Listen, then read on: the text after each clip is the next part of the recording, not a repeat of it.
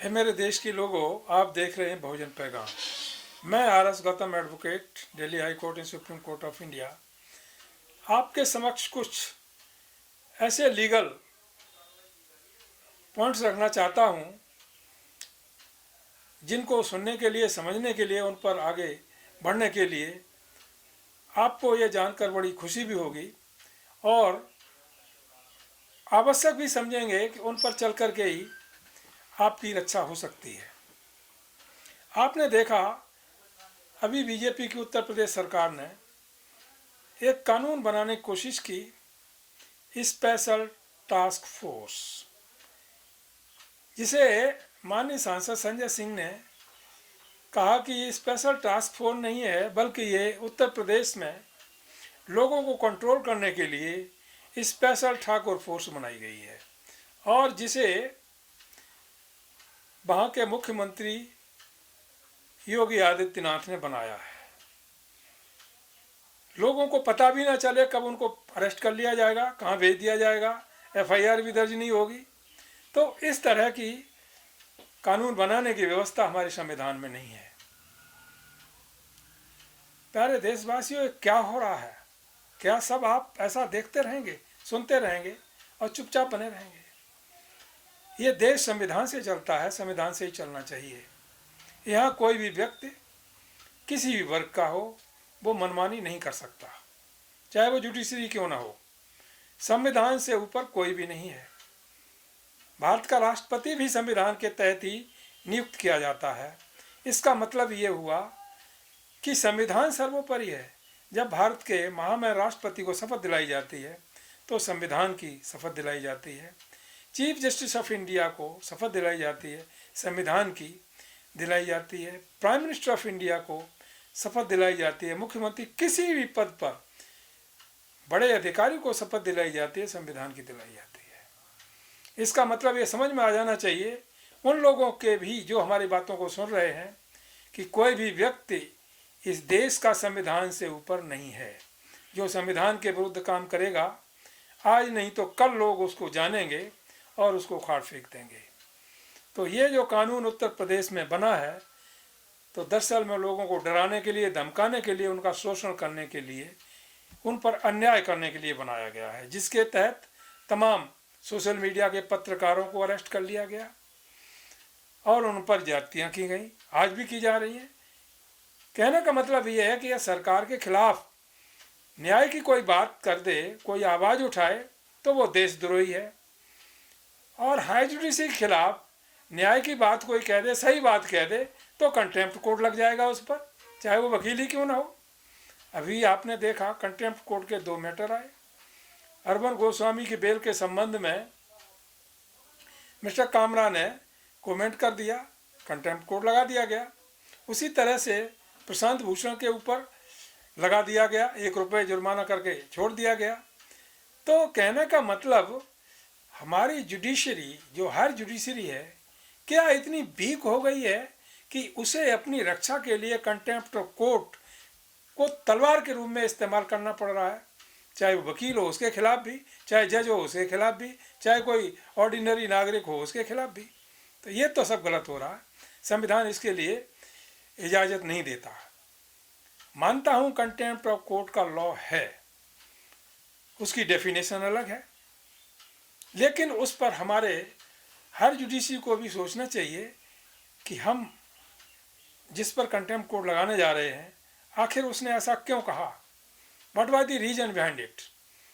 तो उस पर भी सोचना चाहिए, यानी अपने गरेबान में भी जा कर के देखना चाहिए कि हमने तो गलती नहीं की है, यदि की है तो उसे सुधार करना चाहिए। तो आज स्थिति वो उत्पन्न हो गई है कि यह सरकार के खिलाफ कोई आवाज़ उठाता है तो देशद्रोही है, और यदि न्यायपालिका के संबंध में कोई कुछ कहता है, अपनी वॉइस रेज करता है जो कि उसे संवैधानिक तरीके से प्राप्त है, तो उस पर कंटेम्प्ट कोर्ट लगा दिया जाता है।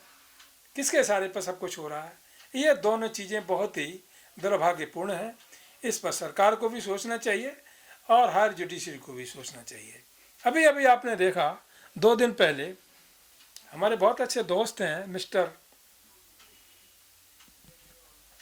प्राचा साहब, सुप्रीम कोर्ट में वकील भी हैं, हाई कोर्ट में भी हैं, उन पर रेड होती है, सैकड़ों की तादाद में पुलिस वाले वहां पहुंचते हैं सर्च वारंट लेकर के। अरे एक वकील है, इज्जतदार वकील है, जिसकी रेपुटेशन भी है, आप वहां ऐसे धावा बोलते हैं जैसे मान लो बहुत बड़ा कोई पाकिस्तान से टेररिस्ट आ गया है, उसको अरेस्ट करना है। नहीं, हम तो सर्च करने आए हैं, सर्च वारंट मेरे पास है, हमें सर्च करना है, सामान उठा के ले जाएंगे, कंप्यूटर ले जाएंगे, ये ले जाएंगे, वो ले जाएंगे। उनसे कहा गया भाई सामान क्यों ले जाओगे, आप जो सर्च करना है वो देख लो। अभी अभी मेरी बात हुई मिस्टर परचा साहब से, उन्होंने कहा गौतम साहब हमारे कंप्यूटर में, लैपटॉप में उन्हें बहुत कुछ मिलेगा और जिसका वो कुछ नहीं कर पाएंगे। मैंने कहा ऐसी क्या बात मिलेगी? कि उसमें मिलेगा जय भीम, और जहाँ जय भीम आ गया, देश की क्या विदेश की कोई ताकत नहीं कि उसका मुकाबला कर सके।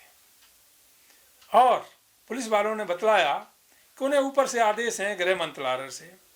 इसका मतलब गृह मंत्री है मिस्टर अमित शाह, उनके निर्देशानुसार ये छापा डाला गया। जब उनके छापा डाला गया तो वो भी कटघरे में आएंगे किसी तरीके से। वकीलों से या जो जुडिशरी संबंधित काम करने वालों से कोई भी पंगा लेगा इस तरह का, तो वो भी सुरक्षित नहीं रह पाएगा, क्योंकि हम लोग कानून के रक्षक हैं, पूरे देश को बचाने काम करते हैं। अपने लिए कुछ नहीं कर पाते, लेकिन देशवासियों के लिए अपनी जान भी न्यौछावर कर देते हैं, उनको बचाते हैं और कानून के माध्यम से उनको हक दिलाने काम करते हैं।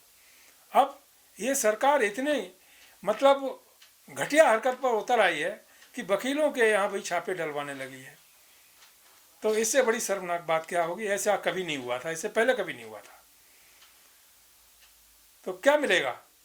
तो इस तरह की ये बातें बंद होनी चाहिए। और इसके लिए मैं गुजारिश करना चाहूँगा अपने पूरे देश के वकील समुदाय से, चाहे वो किसी कम्युनिटी के हों, हिंदू हो, मुसलमान हो, सिख, बौद्ध, पारसी, ईसाई, कोई भी हो, लेकिन वो वकील हैं, उनकी कौम एक है। They are lawyers, they are protector of law in the country. वकील क्या नहीं करते? वकील जजों को भी प्रोटेक्ट करते हैं। यहाँ बहुत सारे ऐसे कांड हो चुके हैं जो मैं जानता हूँ, बता भी सकता हूँ। ऐसे ऐसे क्रिमिनल हैं जो आते हैं, कुछ जजों से भी हाथापाई करने को तैयार रहते हैं, उनके इरादे ऐसे बुलंद होते हैं।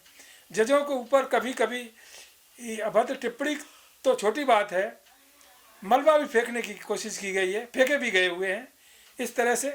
तो उनको भी हम कंट्रोल करते हैं, यानी हम जो क्रिमिनल्स हैं उनको भी समझाते बुझाते हैं, और जुडिशरी की जो इज्जत है उसको बचाने काम करते हैं। क्योंकि जुडिशरी की जजों की केवल मतलब नहीं है, वो पूरे देश की इज्जत है। यह जुडिशरी हमारी बदनाम हो जाएगी, जुडिशरी कमज़ोर हो जाएगी, तो हमको न्याय कहाँ से मिलेगा? इसकी वजह से हम जो लॉयर्स हैं पूरे देश के, हम अपने देश की जुडिशरी को मजबूत देखना चाहते हैं, जजों को मजबूत देखना चाहते हैं, उनके अंदर वो हिम्मत देखना चाहते हैं, जिसकी वजह से वो संवैधानिक तरीके से यदि कोई निर्णय लेने में जरा भी हिचक करते हैं तो उनको अपने ऊपर 10 बार सोचना चाहिए, क्योंकि संविधान ने उनको जो पावर दी है उसका उन्हें इस्तेमाल करना चाहिए। चाहे वो प्रधानमंत्री क्यों ना हो, कोई मंत्री क्यों ना, कितना मजबूत आदमी क्यों ना हो, कितना अरबपति खरबपति क्यों ना हो, उसके यदि उसने कोई गुनाह किया है किसी तरह का, उसके खिलाफ भी ऑर्डर पास होना चाहिए, न कि उसके डायरेक्शन में काम करना चाहिए। तो इस तरह से हम वकील जो हैं पूरे देश के यही कोशिश कर रहे हैं कि हमारे देश की जुडिशरी महान रही है, महान रहना चाहिए। लेकिन एक ही फैक्टर जो है हमारी जुडिशरी कमज़ोर कर रहा है, वो है कोलोजियम। कोलोजियम ख़त्म हो जाएगी तो उस दिन हमारी हर जुडिशरी पर जो पूरे देश से धब्बा लग रहा है कि वहाँ पक्षपात होने लगा है, क्योंकि वहाँ 2 ही वर्गों के जज पहुँचते हैं कोलोजियम के माध्यम से, तो ये धब्बा ख़त्म हो जाएगा। इसलिए मैं चाहता हूँ कि जो कोलोजियम चलाने वाले जज साहिबान हैं उनको सोचना चाहिए कि ये धब्बा को अपने ऊपर क्यों लगने दें। एक व्यवस्था है, जजों की नियुक्ति हर जुडिशरी में एक संवैधानिक तरीके से एक जुडिशियल अपॉइंटमेंट कमीशन बना करके होनी चाहिए, उसका वो समर्थन करें, न कि उसका विरोध करें। तो ये जो पराचा साहब पर अटैक हुआ, एक क्या नाम, महमूद पराचा पर पुलिस ने जो छापा मारा, क्या मिला? अभी तक नोटिस में नहीं आया किसी तरह का। क्या कोई सोना चांदी पकड़ा गया, या उनके हथियार या उनके ऑफिस में बरामद हुए, या कोई टेररिस्ट उनके यहाँ पाकिस्तान से आकर के, चाइना से आकर के छिपा हुआ था, वो मिल गया? कौन सी चीज़ मिल गई गृह मंत्रालय को जिससे गृह मंत्रालय गर्व से कह सकता है कि मैंने महमूद प्राचा के यहाँ पुलिस बोझ करके ये हासिल किया हुआ है? ऐसा तो कुछ नहीं। इससे तो पुलिस की भी तौहीन हुई और भारत का जो गृह मंत्रालय है उसकी भी तौहीन हुई। तो ऐसा करने से सरकार को बचना चाहिए। वकील अपने लिए नहीं लड़ते, वकील आपके लिए लड़ते हैं, समाज के लिए लड़ते हैं, पूरे देश के लिए लड़ते हैं। और वकीलों की बदौलत ही ये जुडिशरी इस देश की चलती है, इस देश का शासन प्रशासन चलता है। यदि आप वकीलों को परेशान करेंगे तो रिजल्ट क्या होगा आपको समझ लेना चाहिए। किसी कंडीशन में हम सब एक हैं, हमारा जो लीगल समुदाय है। अभी अभी एक चिट्ठी आई, हमारे बहुत ही अच्छे फ्रेंड हैं मिस्टर राजीव खोसला जी, उन्होंने वो बार के डीबीए दिल्ली बार एसोसिएशन जो एशिया की लार्जेस्ट बार है उसके प्रेसिडेंट भी रह चुके हैं। उन्होंने कहा कि ये जुडिशरी, ये सरकार जो है भारत की जुडिशरी को भी ये कंपनी के तहत बना देगी और हम लोग वहाँ क्लर्की करेंगे। तो इससे भी सावधान रह जाना चाहिए, इनको होना चाहिए। और वकीलों को क्लर्क कोई सरकार नहीं बना सकती, वकील तो वकील रहेगा, जज जज रहेगा। तो आप जुडिशरी से, यानी लीगल सिस्टम जो बना हुआ है उससे भी आप खिलवाड़ करना चाहते हैं। भाई व्हाट इज़ योर क्वालिफिकेशन? मैं पूछना चाहता हूँ देश की सरकार से और मंत्रियों से, आपकी लीगल क्वालिफिकेशन क्या है? कौन सा कानून आपने संविधान को पढ़ा है? आईपीसी पढ़ी है, सीआरपीसी पढ़ी है, क्या चीज़ आपने पढ़ी है जिसके आधार पर आप वकीलों के गरेबान पर भी हाथ डालने लगे? ये बहुत ही अशोभनीय है और इससे सरकार को समझ लेना चाहिए कि ये काम ठीक नहीं है। अरे वकील तो तुम्हारे लिए लड़ते हैं, कल तुम फंसोगे भ्रष्टाचार में, तुम्हारे यहाँ प्रॉपर्टी पकड़ी जाएगी, तमाम दुनिया की एजेंसियां हैं तुमको पकड़ के अंदर करेंगी, तो हम ही लोग तुम्हारी मदद करेंगे, हम ही लोग तुम्हारी वकालत करेंगे, तब कहाँ जाओगे? हमको क्या देते हैं आप? ज़्यादा फीस देते हो, इसके अलावा हमें कोई धन दौलत रुपया पैसा नहीं चाहिए, ना आप देते हो। आपके पास कितना भी है वो आपको मुबारक हो। लेकिन वकील तो निष्पक्ष रूप से काम करते हैं। 10 महीने हो गए कोरोना चिल्लाते हुए, आपकी तो खूब इनकम हो रही, कमाई हो रही। बंगाल में प्रचार करते हो, लाखों आदमी होते हैं, वहाँ कोरोना नहीं है। किसान पड़े हुए 1 महीने से, यहाँ कोरोना नहीं है, कहीं कोरोना नहीं है। कोर्ट बंद करा दिए पूरे देश के। सबसे ज़्यादा सफ़र किसने किया? हमने, यानी हमारे वकील समुदाय ने सफ़र किया। 10 महीने से वकीलों को तनख्वाह मिल रही है? नहीं। इस मामले में जो लोग जुडिशरी से संबंधित हैं, चाहे क्लर्क से लेकर जज तक, उनको तनख्वाह मिल रही है, हर महीने तनख्वाह मिल रही है, कोई परेशानी नहीं है। लेकिन वकीलों क्या मिल रहा है? वकीलों को तो कुछ नहीं मिल रहा है, ना कोई तनख्वाह देने वाला है, ना उनकी परेशानी देखने वाला है। 90% लॉयर्स इस समय सफ़र कर रहे हैं पिछले 10 महीने से। क्या सरकार ने कभी उनके ऊपर सोचा, कुछ करने की कोशिश की? नहीं, किसी तरह का कुछ नहीं, केवल वकीलों को दबाने की कोशिश की गई। तो ऐसा करके आप वकीलों का नुकसान नहीं करेंगे बल्कि पूरे देश का नुकसान करेंगे। जब देश का लीगल सिस्टम ही आप डैमेज करने की सोच रहे हैं तो बेचारा एक पुअर आदमी जो न्याय पाने से हज़ारों मील दूर खड़ा हुआ है, उसको न्याय कौन देगा और उसको न्याय कौन दिलवा पाएगा? बड़ी ही ये दर्दनाक बातें हैं, लेकिन इनमें सच्चाई है। कड़वाहट जरूर है, लेकिन सच्चाई है, सच्चाई से परिपूर्ण है। इसलिए मैं आप लोगों से मुख्य रूप से राज्य सरकारों से, केंद्र सरकार से ये निवेदन करना चाहूँगा कि वकीलों को प्रोत्साहन दें, बजाय उनसे पंगा लेने के, बजाय उनको डैमेज करने के, बजाय उनकी रेपुटेशन से खिलवाड़ करने के, उनको प्रोत्साहन देने की ज़रूरत है। वकील देश के रक्षक हैं। चाहे जवाहरलाल नेहरू फर्स्ट प्रधानमंत्री, वो भी वकील थे, मोतीलाल नेहरू वकील थे, बाबा साहब डॉक्टर अम्बेडकर जिन्होंने भारत का संविधान बनाया, इस देश को व्यवस्था दी, वो भी एडवोकेट थे, बैरिस्टर थे। तो इस तरह वकीलों ने तो इस देश को प्रोटेक्ट किया है, इस देश को वकीलों ने संविधान दिया है। आपने क्या दिया? आप तो 4 साल हो गए, 5 साल हो गए, चलो जाओगे, दोबारा आपको ज़िंदगी भर की पेंशन मिलेगी, चाहे हारो चाहे जीतो। वकीलों को कौन सी पेंशन देने वाला है? वकीलों को तो कोई पेंशन नहीं देता किसी तरीके से। आप तो 5 साल एमएलए रह लिए, ज़िंदगी भर आपके लिए पेंशन हो गई। 5 साल एमपी रह लिए, ज़िंदगी भर आपके लिए पेंशन हो गई। तो आपने तो अपनी सुविधा के अनुसार अपनी लाइफ बिल्कुल सिक्योर कर दी, अपने बच्चों की भी। इसके अलावा जो आपने इधर उधर से कमाया उसका तो कोई ठिकाना ही नहीं किसी तरीके से, कैसे करते कैसे नहीं करते, तो वो तो अलग बात हो गई। लेकिन वकीलों को क्या मिलता है? वकील तो अपना डेडिकेशन देते हैं। डेडिकेशन किसके लिए? देश के लिए, समाज के लिए और आपके लिए भी। और यही नहीं, जब कोई जज भी फंसता है तो वकील लोग, हम लोग ही प्रोटेक्ट करते हैं किसी भी तरीके से। तो इसलिए जुडिशरी का मतलब ये लॉयर्स एंड जजेस combined both have equal status. तो जुडिशरी का मतलब जैसे गाड़ी के दो पहिए होते हैं, उसी तरह से न्यायपालिका को चलाने के दो पहिए हैं, एक वकील और एक जज। तो इनसे सावधान रहना चाहिए।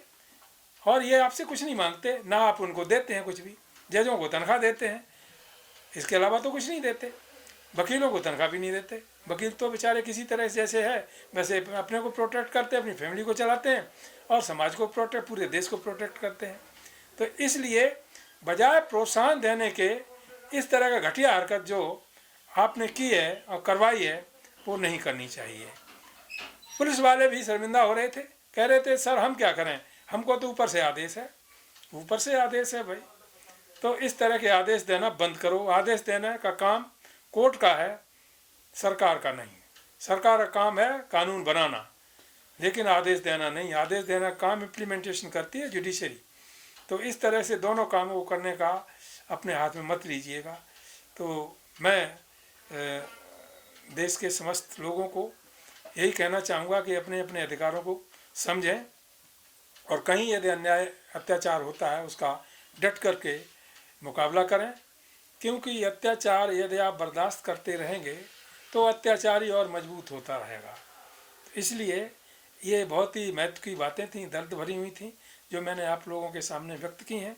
उम्मीद करता हूं कि देश के लोग इस बात पर समझेंगे, सोचेंगे, आगे बढ़ेंगे और हमारा जो वकील समुदाय है उसकी यूनिटी पूरे देश में मजबूती से एक रहेगी, एक होकर के काम करेगी, एक होकर के आगे बढ़ेगी। और न्याय के हित में हम लॉयर्स जो हैं, देश के वकील हैं, एक होकर के काम करते हैं, करते रहेंगे। इन्हीं शब्दों के साथ मैं अपनी बात समाप्त करता हूँ। जय भीम, नमो बुद्धाय, जय भारत।